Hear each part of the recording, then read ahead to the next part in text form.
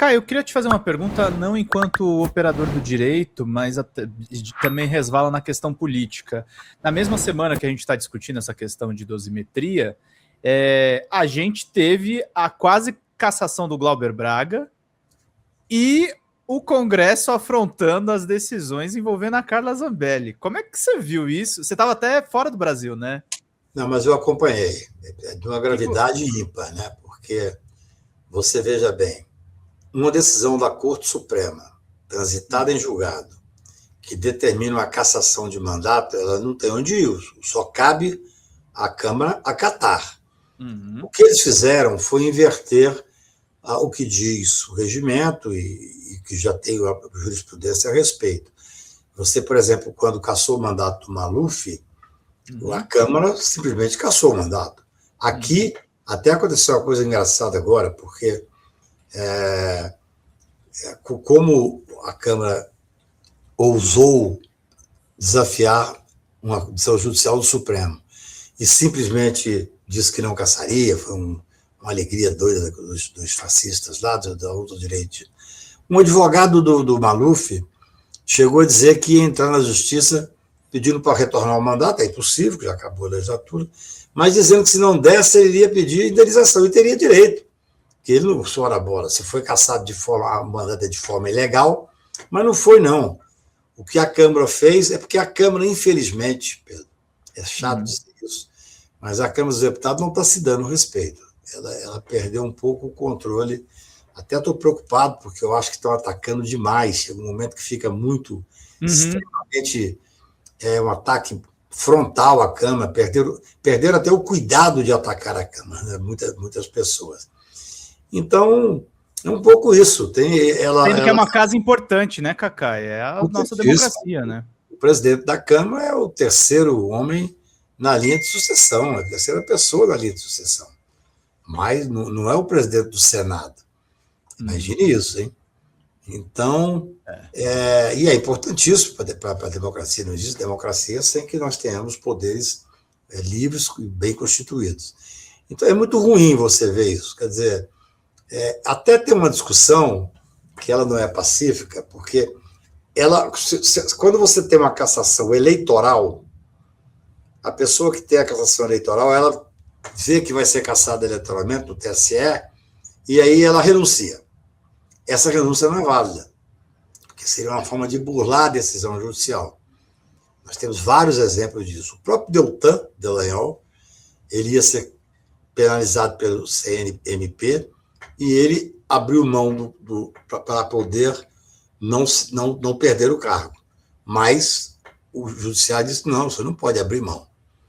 Então, se a pessoa está sendo condenada no Tribunal Eleitoral, ela não pode simplesmente renunciar.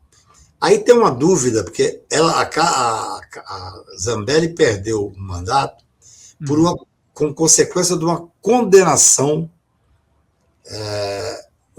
criminal do Supremo transitada em julgado. Então, não tem nenhuma dúvida que, independentemente do que acontecer, uma das consequências dessa condenação é a perda dos direitos políticos.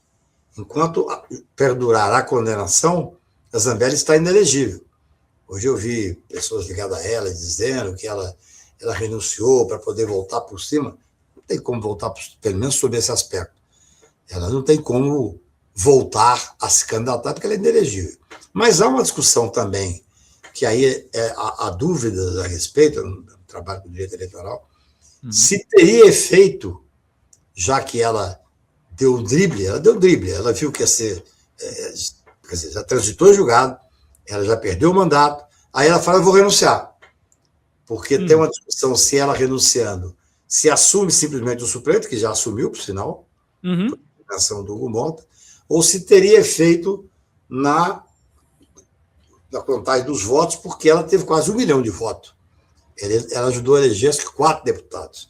Sim. Mas, como ela não foi cassada via uma decisão judicial